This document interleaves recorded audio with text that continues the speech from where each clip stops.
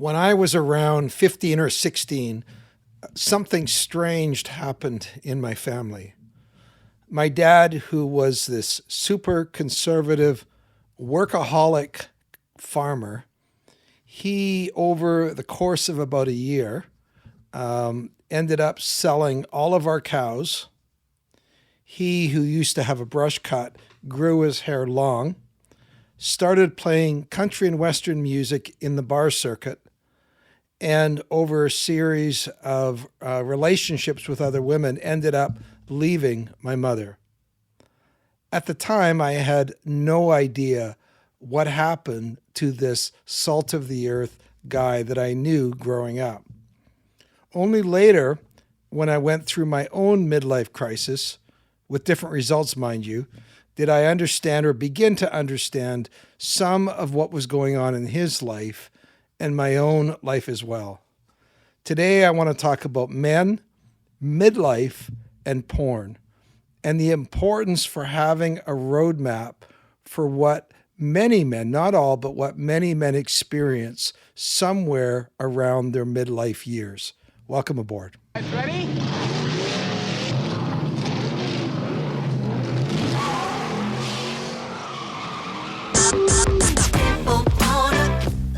When it comes to porn, are you stuck, spinning out, or slipping backwards in your life?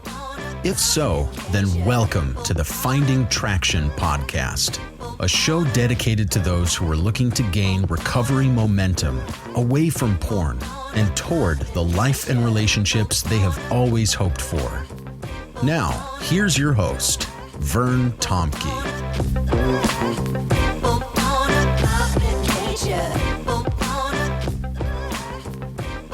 Well, I know today's topic is going to be midlife, and you might not be in that category. In fact, one of the most common age of guys reaching out to me these days are guys between 25 and 35.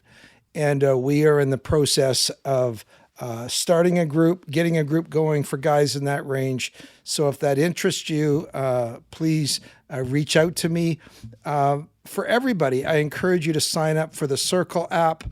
It's a way that you can get access to a whole bunch of free resources, worksheets, tools to help you in your recovery.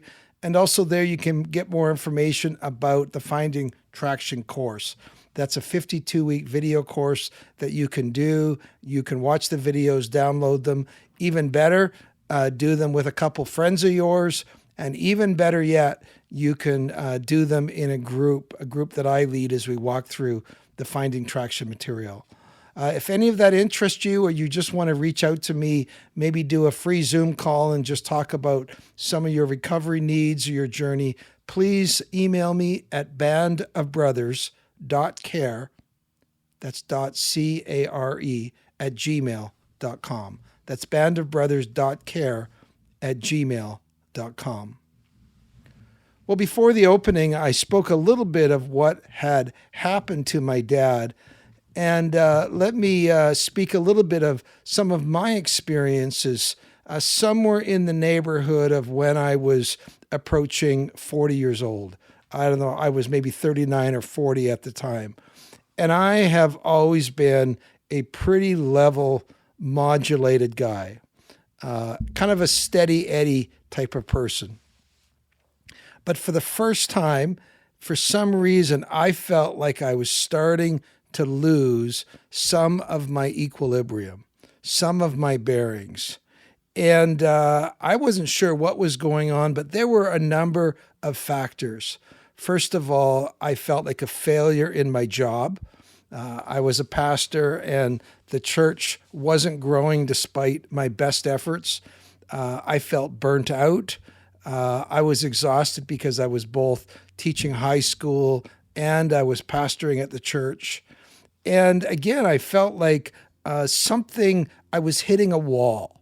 And maybe that may be one way to describe it.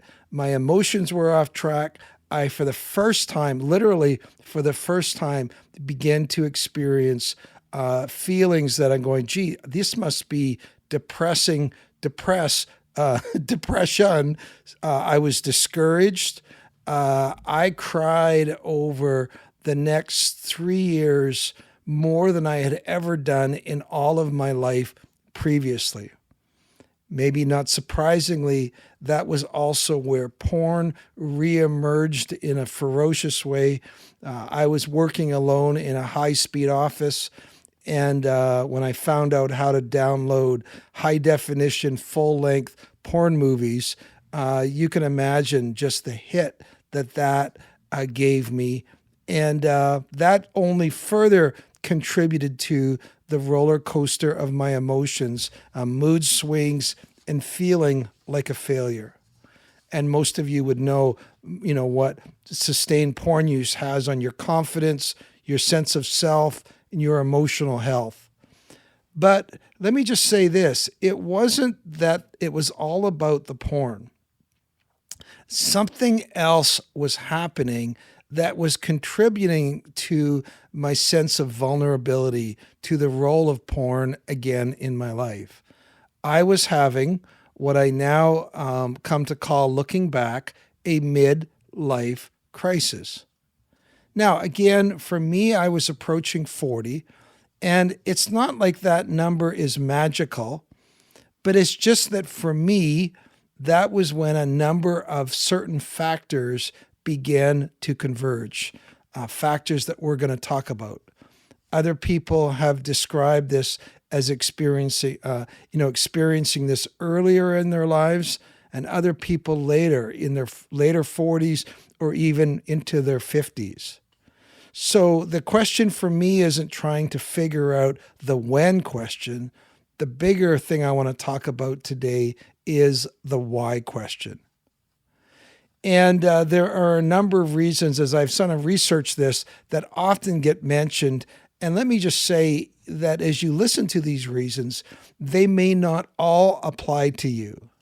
And don't dismiss this if it's like, well, 3 of them apply, but 2 don't. So obviously that doesn't relate to me.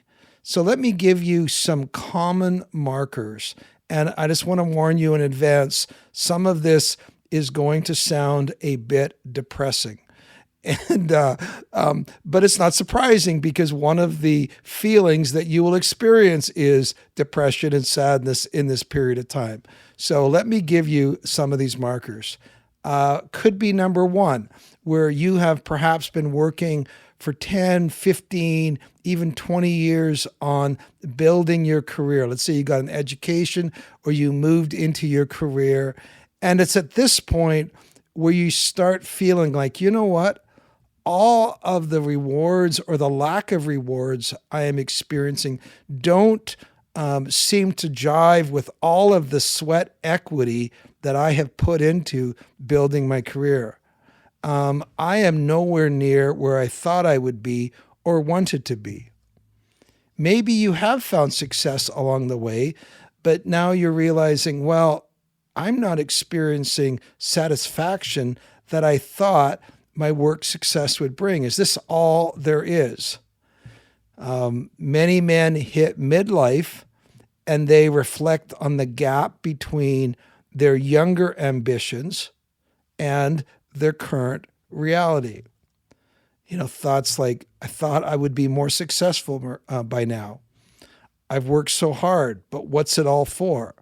Or I've missed out on my dreams, or maybe I should have chosen a completely different path. So that can be the first one that's often around work and career and some of the ambitions that you might have had coming out of your 20s into your 30s. Number 2, I just want to say, that new car smell. Well, that new car smell on your marriage has definitely worn off. And you may be living now in some version of just coexistence. Maybe it's uneasy coexistence, or maybe it's just each of you living your life. But the bottom line is your marriage feels a lot more faded than exciting. And it's less than what you hoped it would be, and certainly doesn't feel like you did when you were younger.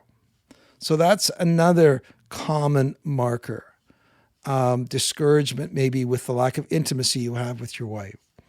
All right, Here is number 3 for those who have had kids. When your kids are younger, there's often many rewarding cues that you experience. Your kids need you. They come running to you. A lot of country songs talk about the joys of family life, and they almost always reference having younger children. But what happens when your kids begin to grow, you now have these surly, antagonistic, expensive teens that don't thank you. They don't think you're the coolest. They don't laugh at your jokes. In fact, they can barely tolerate you at times. This, often can culminate maybe when your kids begin to leave home.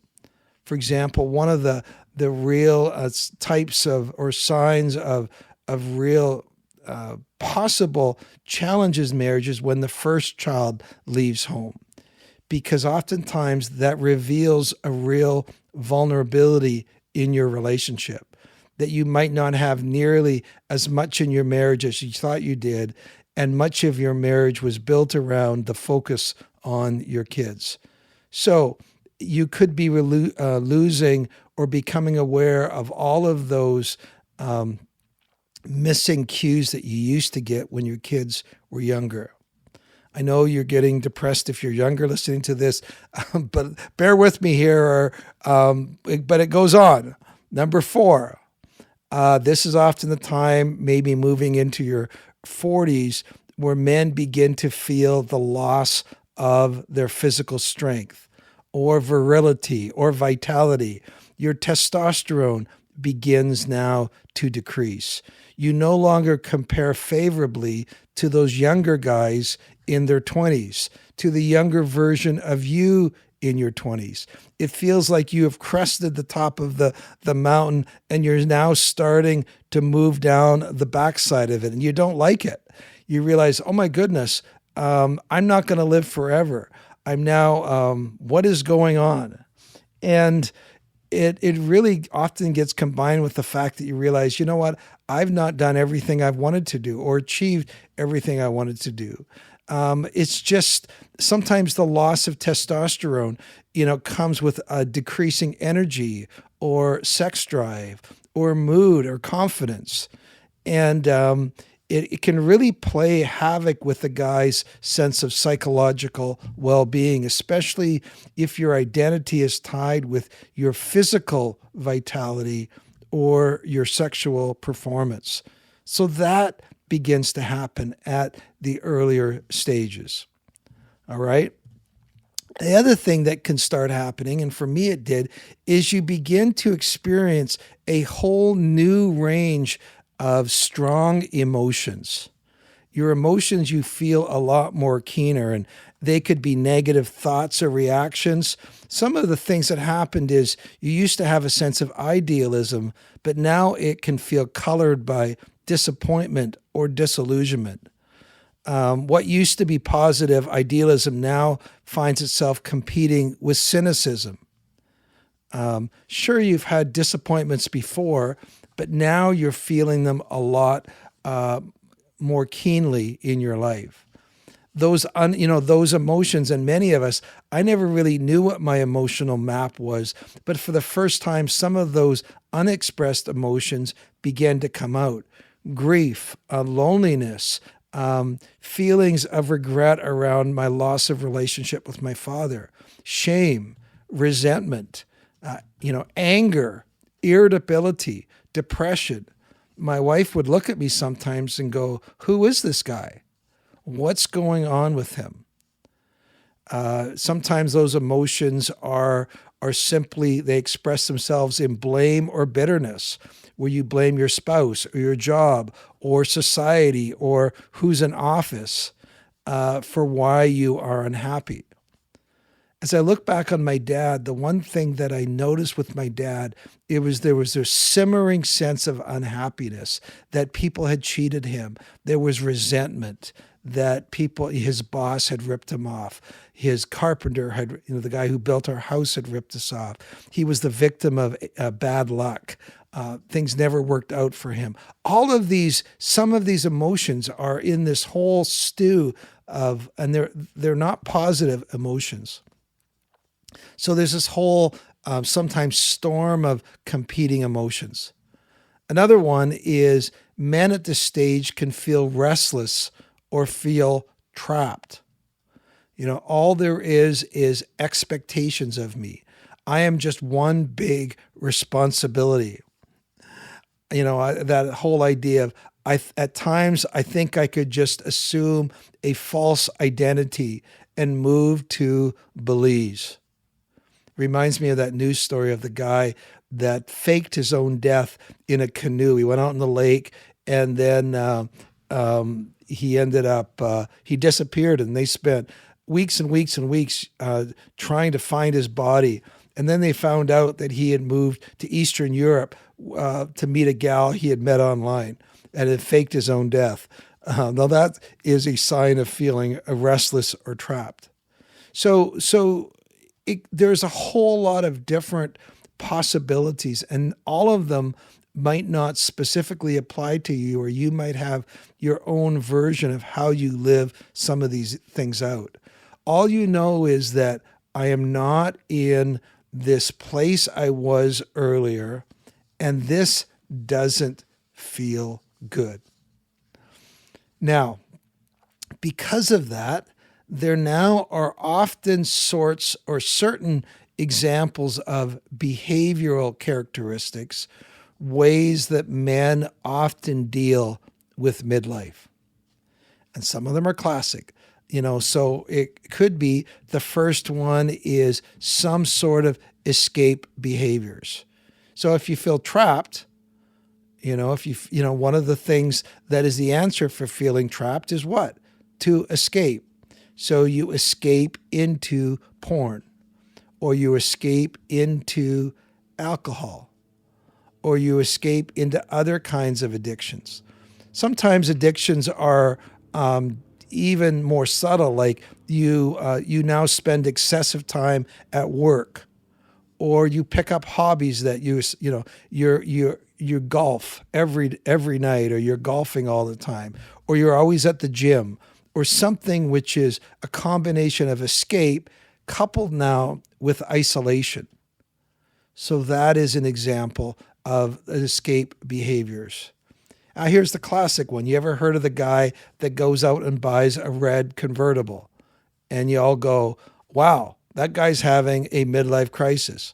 But it is common for people to go out and buy some sort of big ticket item to make themselves feel better on the outside, right? So it could be something like that. Of course, you also have the classic, like what happened with my dad. They go out and look for some younger version of a woman to prop up their sense of manliness. You can, of course, seek that virtually in porn or in cyber relationships. I talked to a man who'd spent $60,000 on a series of online relationships with women. Or it can be real relationships. See, when you're in those relationships, you go, see, I still have it. I'm not over the hill. Women still want me. And this is the whole idea of pursuing some sort of sexual novelty or excitement to medicate those feelings of being lost or losing it. I mean, that's why obviously guys trade their wives in for a younger version. It makes them feel like they're now a younger version. Another way that men often behave in this period of time is making impulsive or even risky decisions. Maybe they quit the job they've had for years. So it could be a drastic career change and there's no clear direction, just I got to quit, or I got to leave, or I got to do something different. Or another one is maybe they make risky investments to catch up for being underpaid for years, or they pursue risky physical adventures. So you can have impulsive or risky decisions, real radical changes. Sometimes it's simply change for the sake of change. Another one that sometimes you see is people abandon their old support systems or their belief systems. I've seen guys completely deconstruct from their faith communities and just go, well, this hasn't served me along the way, and completely deconstruct that.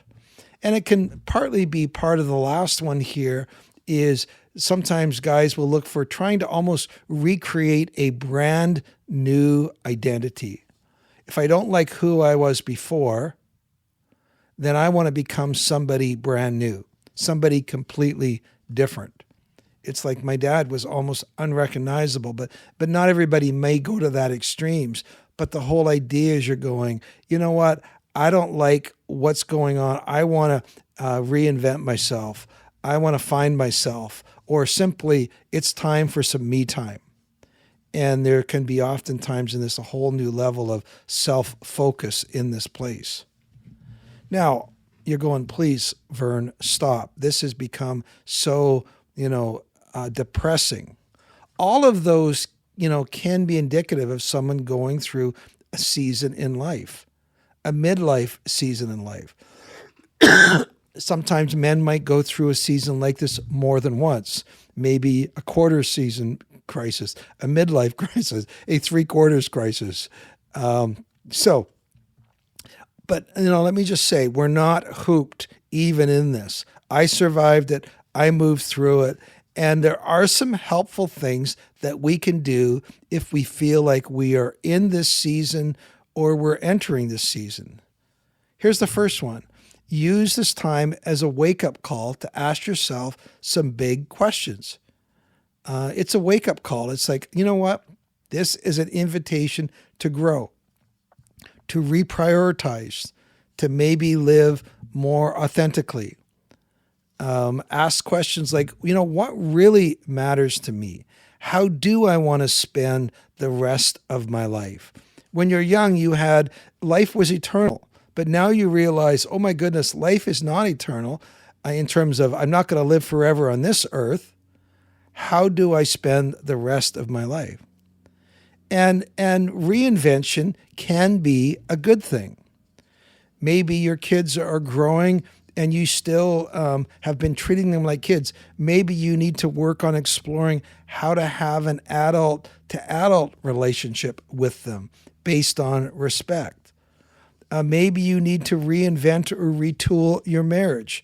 It gives the possibility of discovering a new version of friendship and intimacy. Things don't have to stay the same way they've always been. It's a time to ask yourself, is there anything that gives me passion or life that I can pursue from a healthy self-care vantage point? Things that won't leave me with regret or cause pain to those around me. One of the things I remember with my wife in the middle of this season, we'd gone to some counseling, and one of the things the counselor said is, well, what gives you life, Vern? What do you love to do? What do you do that you lose track of time doing? And I'm going, well, I know what that is, but it's the reason I'm here in counseling. It's porn. Well, okay, that's not serving you now, is it? Okay. And it was really trying to re-explore what were some of those things that gave me passion when I was young. Let me just say, talking about me going to counselor, it is absolutely crucial for, I think in general, to not try to figure all of these things out on your own. To get help, to help you process some of the stage that you are in. A wise mentor or counselor can help you in that feeling of, I just want to drop everything. I just want to completely start over again. And a wise counselor can say, okay, well, you know what? Some of those things that you thought were pulling you down actually help stabilize your life as well. So, let's talk about that. What's really going on behind this restlessness? Can you face your regrets without overwhelming shame? Can you rebuild emotional and spiritual connection with your spouse, your children, with God? How can you reinvest in real friendships instead of just these surface level acquaintances? And how can you learn to express these emotions with real vulnerability instead of hiding? That's some of the places and ways that a counselor, a mentor, can be a real help. So, let me just say this. This can be an incredibly disorienting phase of life, but it can be navigated without it shipwrecking us. I felt like in this period that I had lost my equilibrium, but after about, I would say, somewhere in the neighborhood of 3 years, that may sound like forever to you, I began to find a new balance and a new rhythm. My emotions began to stabilize. I began to re-engage with some of those things that gave me life. In areas, I began to reinvent myself around relationships. It was good for our marriage, and it really turned out to be something that wasn't as much of a thing that totally pulled me down as something that allowed me to reinvent myself. Some people have said a midlife crisis can actually be a midlife transformation. And that is my hope for you, that it can help you look at some of those things that are going on. And instead of running to porn to escape from it, you can actually deal honestly with what are the opportunities which are in front of you now being in midlife. All right, well, that's from a guy that's gone through it. If you want to talk to me, you're in this place, or you just want to talk more about this, I'd love to hear from you. My email, once again, is bandofbrothers.care@gmail.com. We'll see you next time.